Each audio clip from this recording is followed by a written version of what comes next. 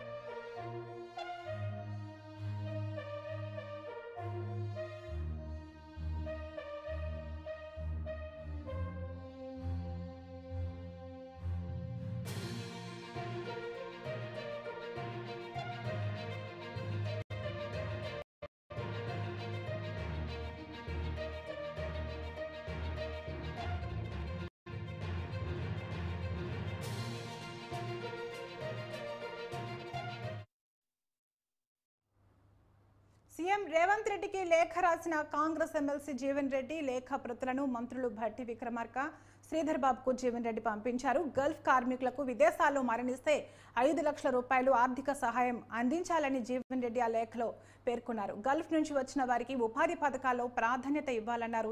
Updates మా ప్రతినిధి భవిత అందిస్తారు. భవిత చెప్పండి.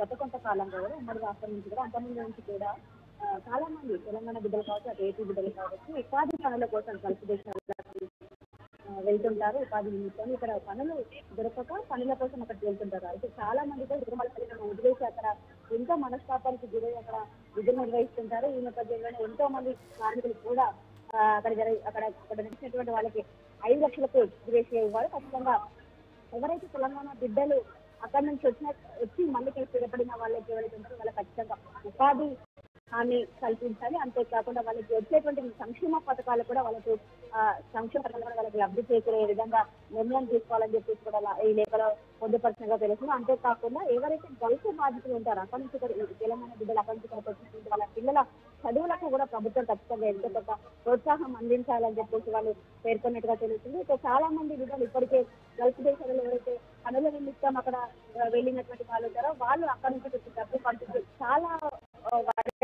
దాదాపుగా 15 లక్షల మందికి పైగా అక్కడ పనుల నిమిత్తం మన స్టేట్ నుంచి పరిస్థితిగా కనపడుతుంది. వాళ్ళు అక్కడి నుంచి డబ్బు పంపించే క్రమంలో దాదాపుగా ఒక్కొక్కరి వాళ్ళ లాగా చూస్తున్నా ఓవరాల్ గా చూస్తున్నా కూడా దాదాపుగా ఒక సంవత్సరానికి గల్ఫ్ దేశం నుంచి ఇక్కడికి డబ్బులు పంపించే వాళ్ళు కట్టేటువంటి ట్యాక్స్ రూపంలో కావచ్చు, పన్ను రూపంలో కావచ్చు, దాదాపుగా 1,80,00,000లకు పైగా అంటే 180 కోట్లకు పైగా వాళ్ళది సమకూరుతుంది. కాబట్టి ఖచ్చితంగా వాళ్ళు ఎంతో కొంత ప్రభుత్వానికి లబ్ధి చేకూరే విధంగా ఉంది. కాబట్టి మీరు కూడా ఖచ్చితంగా గల్ఫ్ బాధితులకు ఎవరైతే ఉన్నారో వాళ్ళకి ఖచ్చితంగా నష్టపరిహారం చెల్లించడంతో పాటు వాళ్ళు మరణిస్తే వాళ్ళకి ఎగ్జిబిషన్ ప్రకటించాలి. అంతేకాకుండా వాళ్ళు అక్కడ వదిలి మళ్ళీ స్థిరపడిన వాళ్ళు ఎవరైనా ఉంటే వాళ్ళకి ఉపాధి హామీ కల్పించాలని చెప్పేసి లేఖలో పేర్కొన్నట్టుగా తెలుస్తుంది. మొన్న రీసెంట్ గా అయితే ఇష్యూగా ఈ గల్ఫ్ కార్మికుడు పెట్టినటువంటి వీడియో వైరల్ అవుతున్న నేపథ్యంలో దాని విషయంలో చాలా మంది మంత్రులు అందించారు. ఈ నేపథ్యంలో ఎమ్మెల్సీ జీవన్ రెడ్డి కూడా